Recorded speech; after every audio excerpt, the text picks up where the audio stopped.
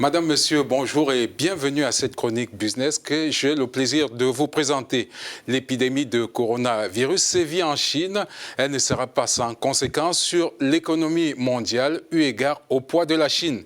L'Afrique risque de payer un lourd tribut au regard de la dimension des relations économiques avec la Chine, de loin le premier partenaire économique du continent. Le flux des échanges commerciaux entre l'Afrique et la Chine, d'après Ecofin, a atteint en 2019 la somme record de 208,7 milliards de dollars. Premier bénéficiaire de cette embellie, l'industrie aéronautique. Du reste, Ethiopian Airlines a intensifié ses liaisons avec l'Empire du Milieu, imité en cela par Kenya Airways ou encore Rwandair. C'est dire que l'embarras est réel auprès des compagnies aériennes africaines.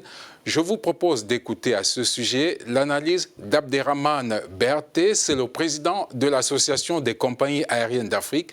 Il a été joint à Nairobi par Armel Nga. Il est un peu difficile d'avoir des chiffres, mais il est clair qu'avant la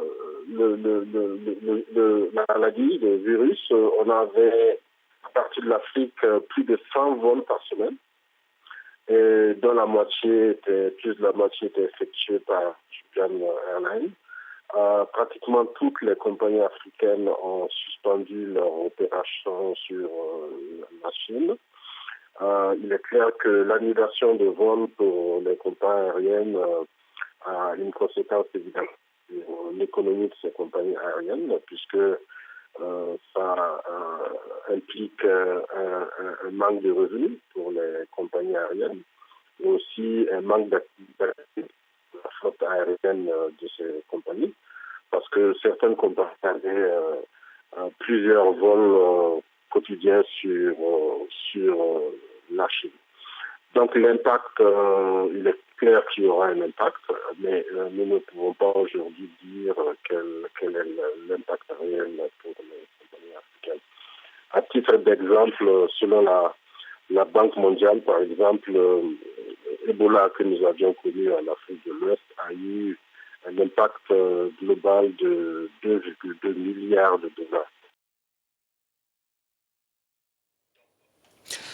L'industrie touristique est déjà affectée par cette épidémie, notamment les croisières. Plus de 450 personnes ont été testées positives au virus à bord du navire de croisière Diamond Prince est mis en quarantaine au large de Yokohama, c'est au Japon. Lundi, les États-Unis ont rapatrié plus de 300 Américains qui doivent maintenant faire face à 14 autres à une mise en quarantaine.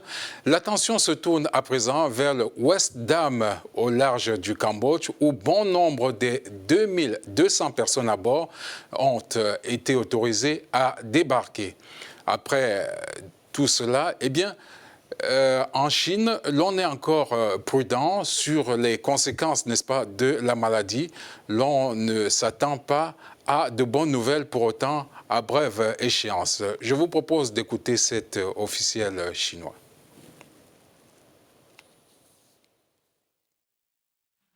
Nous pensons que l'épidémie a eu un impact sur la production et le fonctionnement, un impact relativement important sur les industries individuelles.